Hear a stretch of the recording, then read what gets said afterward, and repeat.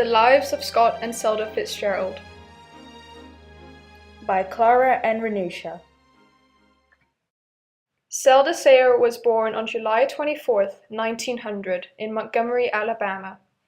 Zelda was the youngest of 6 children. She was raised in a fairly wealthy family, her father being the Supreme Court Judge of Alabama. When she was 18, she met Scott Fitzgerald at a country club and fell in love right away. F. Scott Fitzgerald was born on September 24, 1896, in St. Paul, Minnesota. He came from an Irish Catholic family. His name originated from his famous second cousin, Francis Scott Key, who wrote the Star-Spangled Banner, which is the national anthem of America.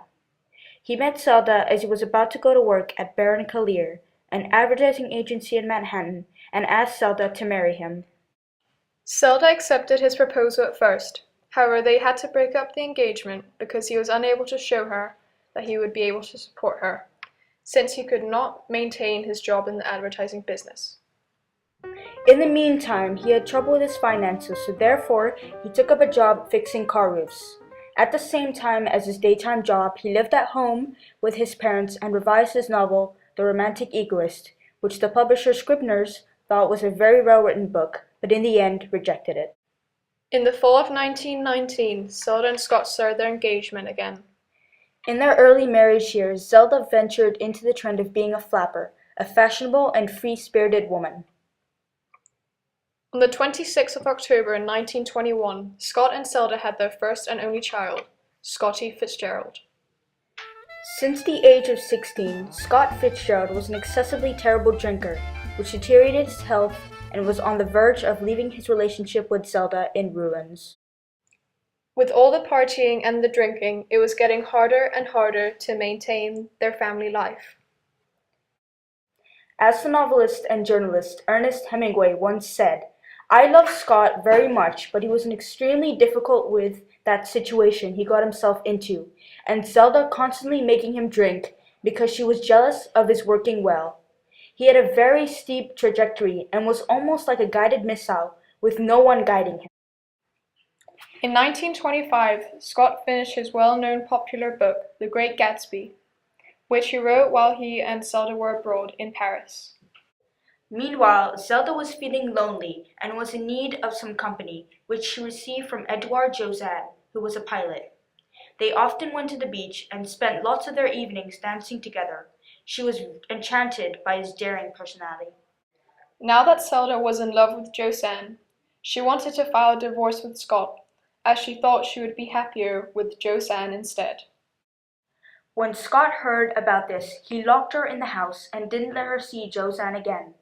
This made Zelda change her mind, as she knew she was being too hasty. In 1928, Zelda wanted to pursue an old dream of becoming a ballet dancer. Scott didn't like the fact that it was Zelda's lifelong dream of being a ballet dancer, because he didn't see any point to pursuing it. The strain in their marriage caused Scott to increase his alcohol consumption. Meanwhile, Zelda was impacted by their bad relationship and the fact that she had been raised in a mentally unstable family, causing her to go down with a case of bipolar disorder. She was a patient at Highland Mental Hospital, Nashville, North Carolina. She also wrote a novel of her own and named it Save Me the Waltz, which got published in 1932. However, she included details of their marriage in the book, which stirred up anger with Scott. Scott wanted to get back at Zelda. Therefore, in his novel, Tender is the Night, he also wrote details about the struggles in their marriage. Later on in Scott's career, he traveled to Hollywood to attempt screenwriting.